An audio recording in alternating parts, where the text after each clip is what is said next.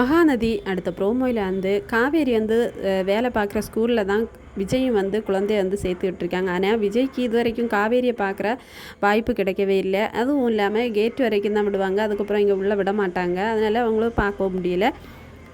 விஜய் வரதுக்கு டைம் ஆகிற வரைக்கும் காவேரி தான் குழந்தைய வந்து பார்த்துப்பாங்க. ஆனால் விஜய்க்கு வந்து காவேரியை பார்க்க முடியாது. வாட்ச்மேன் சொல்லி அனுப்பினதுக்கப்புறம் தான் குழந்தைய வந்து அனுப்புவாங்க. அதுக்கப்புறமா பார்த்தீங்கன்னா இந்த காவேரி வந்து குழந்தைகிட்ட ரொம்பவே பாசமாக இருப்பாங்க.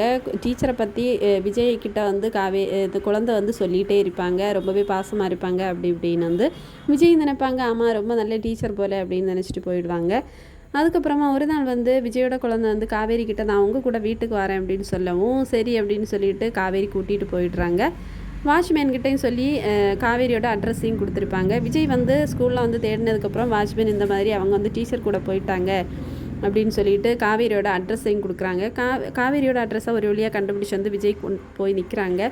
வீட்டு முன்னாடி நிற்கும் போதே மேலே வந்து மாடியில் வந்து குழந்தை வந்து விளையாடிட்டு இருக்கிறது பார்க்குறாரு விஜய். சரி போய் கூட்டிகிட்டு வருவோம் அப்படின்னு சொல்லிட்டு விஜய் மேலே போனேன். ரொம்பவே ஷாக்காகி அப்படியே ஸ்ட்ரக்காகி நிற்கிறாங்க விஜய். ஏன்னா குழந்தை வந்து காவேரி கூட தான் விளையாடிட்டு நிற்பாங்க, தான் காண்டது கனவா இல்லை நினைவா அப்படின்னு ரொம்பவே குழம்பி போய் வந்து விஜய் நின்றுட்டுருக்காங்க. ஆனால் காவேரிக்கு விஜய் தெரியாது, ஏன்னா அவங்க தான் பழசையெல்லாம் மறந்து போயிட்டாங்களே. இதனால் இனிமேல் அடுத்து என்ன நடக்குது அப்படிங்கிறத வந்து அடுத்த எபிசோடில் பார்ப்போம். இதோட வந்து ப்ரோமோ முடிச்சிருக்காங்க. தேங்க்ஸ் ஃபார் வாட்சிங்.